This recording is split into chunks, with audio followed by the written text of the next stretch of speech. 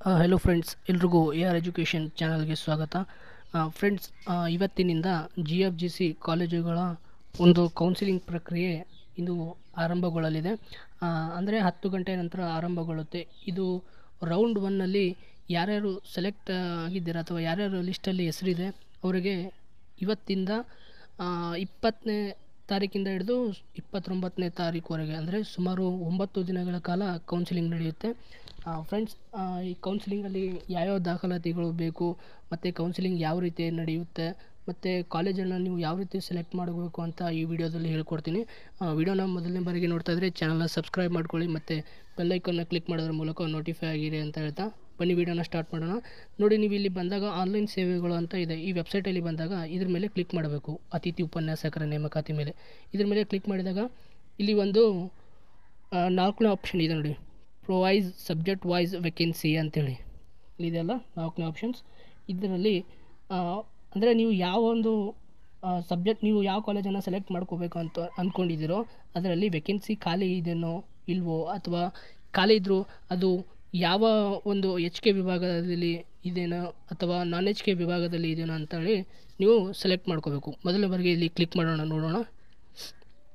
ಇಲ್ಲಿ ಡೌನ್ಲೋಡ್ ಅಂತ ಆಪ್ಷನ್ ಬರುತ್ತೆ, ನೀವು ಡೌನ್ಲೋಡ್ ಮಾಡ್ಕೊಂಡು ನೋಡ್ಕೋಬೋದು. ಇದನ್ನು ಓಪನ್ ಮಾಡ್ಕೋಬೇಕು ಫ್ರೆಂಡ್ಸ್.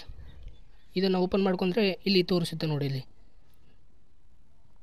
ಏನಿದೆ ಎಂದು ಇಲ್ಲಿ HK ವಿಭಾಗಕ್ಕಿದೆಯಾ ಅಥವಾ ನಾನ್ HK ವಿಭಾಗಕ್ಕಿದೆಯಾ ಅಂತ ಇಲ್ಲಿ ಗೊತ್ತಾಗುತ್ತೆ. ಯಾವ ಸಬ್ಜೆಕ್ಟಲ್ಲಿ ಇದೆ, ಇಲ್ಲಿ ಕೋರ್ಸ್ ನೇಮ್ ಮತ್ತು ನೀವು ಫುಲ್ ಟೈಮ್ ವರ್ಕ್ ಮಾಡೋಕ್ಕೆ ಬಯಸ್ತೀರಾ ಅಥವಾ ಒಂದು 15ರಿಂದ 19 ವರ್ಕ್ಗಳ ಒಂದು ವರ್ಕ್ ಲೋಡ್ ಇರುತ್ತೆ.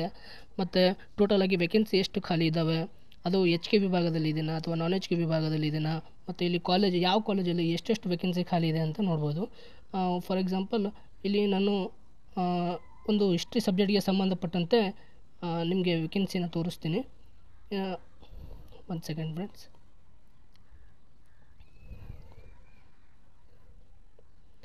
ಇಲ್ಲಿ ಬಂದು ನೋಡಿ, ಇಲ್ಲಿ ಹಿಸ್ಟ್ರಿ ಒಂದು ವೇಳೆ ಸಬ್ಜೆಕ್ಟನ್ನು ನೋಡಿದಾಗ ಇಲ್ಲಿ ಫಾರ್ ಎಕ್ಸಾಂಪಲ್ ಇಲ್ಲಿ ಬೆಂಗಳೂರು ಕಾಲೇಜ್ ಅಂತ ತೊಗೊಳ್ಳೋಣ. ಗೌರ್ಮೆಂಟ್ ಫಸ್ಟ್ ಗ್ರೇಡ್ ಕಾಲೇಜ್ ಅಂತ ಇದೆ. ಇಲ್ಲಿ ಇದರಲ್ಲಿ ಹಿಸ್ಟ್ರಿ ಸಬ್ಜೆಕ್ಟಲ್ಲಿ 12 ವೇಕೆನ್ಸಿ ಇದೆ. ಟೋಟಲಾಗಿ ಇದು ನಾನ್ HK ವಿಭಾಗಕ್ಕೆ ಸಂಬಂಧಪಟ್ಟಿದೆ ಫ್ರೆಂಡ್ಸ್. ಇದು ನಾನ್ HK ವಿಭಾಗಕ್ಕೆ ಅಂದರೆ ಇಲ್ಲಿ HK ವಿಭಾಗದ ಅಭ್ಯರ್ಥಿಗಳು ಪೈಪೋಟಿ ಮಾಡುವಂತಿಲ್ಲ. ನೀವು ಯಾವುದಾದ್ರೂ ಒಂದು ಕಾಲೇಜನ್ನು ನೀವು ಸೆಲೆಕ್ಟ್ ಮಾಡ್ಕೋಬೇಕಂದ್ರೆ ನೀವು ಮೊದಲನೇದಾಗಿ ಒಂದು 5 ಕಾಲೇಜುಗಳನ್ನು ನೀವು ಶಾರ್ಟ್ ಲಿಸ್ಟ್ ಮಾಡ್ಕೋಬೇಕು. ಅಂದರೆ 5 ಕಾಲೇಜುಗಳಲ್ಲಿ ನೀವು ಒಂದನ್ನು ಸೆಲೆಕ್ಟ್ ಮಾಡ್ಕೋಬೇಕು. ಒಂದು ವೇಳೆ ಅಲ್ಲಿ ನಿಮಗಿಂತ ಹೆಚ್ಚಿನ ಕಾಂಪಿಟೇಟರ್ಸ್ ಇಲ್ಲ ಅಂತಂದರೆ ನಿಮಗೆ ಅಲ್ಲಿ ಒಂದು ಸೀಟ್ ಅಥವಾ ಒಂದು ವೇಕೆನ್ಸಿ ನಿಮಗೆ ಅಲರ್ಟ್ ಆಗುತ್ತೆ.